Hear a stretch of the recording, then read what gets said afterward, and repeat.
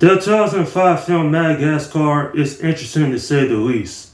It was my first time I had ever watched this one, and while in my opinion this is not one of the best animated movies from the 2000s, it is still very enjoyable for what it is.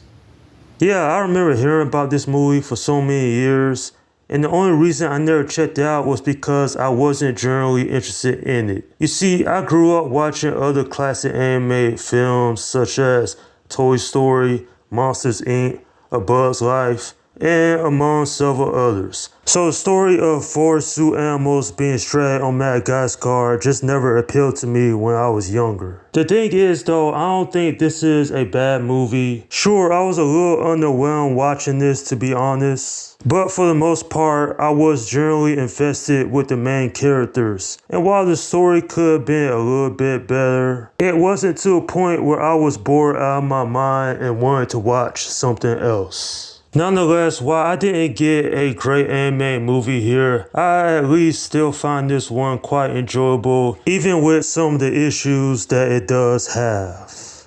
Now, character-wise, there are some memorable ones, such as Alex. Alex, he is comfortable living the zoo life.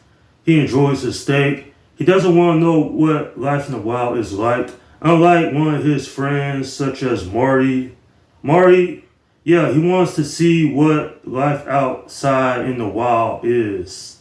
So, the thing is, when he escapes, it does lead to an adventure. It may not be one of the best adventures I've seen in an animated movie, but it's serviceable. Along with other characters such as Mailman and Gloria, I had definitely liked the friendship all of these zoo animals because all they ever know in their life was living at the zoo. One of my issues I have with this movie though, there's no clear-cut antagonist. Now, I thought it was King Julian the 13th, but he's really more of a jokester. Him living on this island with these other lemurs. And the thing is, as well, this movie feels a little bit disjointed. Like this film, it does have some pacing issues, but I get that this one is really for like children. Nonetheless, this is still very enjoyable. I laughed at several times. I enjoyed the voice cast. The animation looks great. The music was beautifully done by Hans Zimmer. And definitely, while the story isn't one of the best I've seen in an animated movie, it's not awful either. Overall, when it comes down to it, a very fun film for the entire family. But quite frankly, I don't think I'm going to go back and rewatch this anytime soon because, well, I really felt like the plot could have been a little bit something more, to be honest.